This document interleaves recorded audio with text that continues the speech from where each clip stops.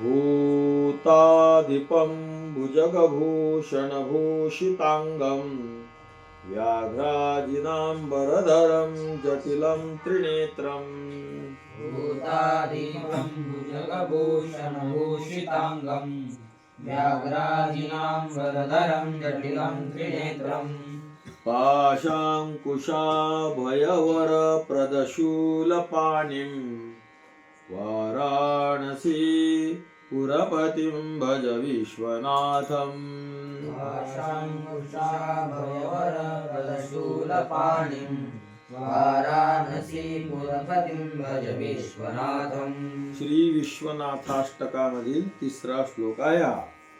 भूताधीपम याचा पदच्छेद भुजगभूषण भूषितांगम व्याघ्राजनांबरधरम जटिलम त्रिनेत्रम पाशांकुश अभय वरप्रद शूलपाणिम वाराणसीपतिम विश्वनाथम भज.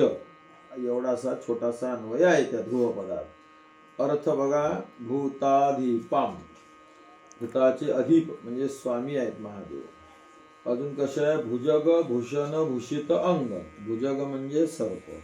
सर्पच काय आहे ज्यांचे भूषण म्हणजे अलंकार आणि त्याने भूषित म्हणजे सुशोभित आहे अंगम ज्यांचं असे असणारे महादेव. अजून कसं आहे ते व्याघ्राजिन अंबरधरम. व्याघ्र म्हणजे वाघ, अजिन म्हणजे वाघाचं चामडं आणि त्या चांबड्याचं अंबर म्हणजे वस्त्र आणि ते धर म्हणजे धारण केलेलं आहे. वाघाच्या चांबड्याचं वस्त्र ज्यांनी धारण केलेलं आहे. अजून ते कसे आहेत रे. जटिलम म्हणजे जटाधारी आहे. अजून त्रिनेत्रम तीन डोळे आहेत त्यांना.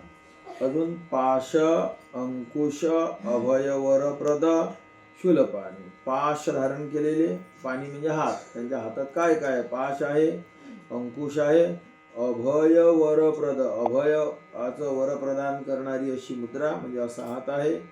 शूल म्हणजे त्रिशूल, पाणी त्यांच्या त्रिशूल हातामध्ये आहे. असे वाराणसी पुरपती, वाराणसी क्षेत्राचे पती म्हणजे स्वामी असणारे हे विश्वनाथ म्हणजे विश्वाचे नाथ असणारे महादेव भज. त्यांचं तुम्ही भजन करा, त्यांची तुम्ही सेवा करा. जय श्रीराम.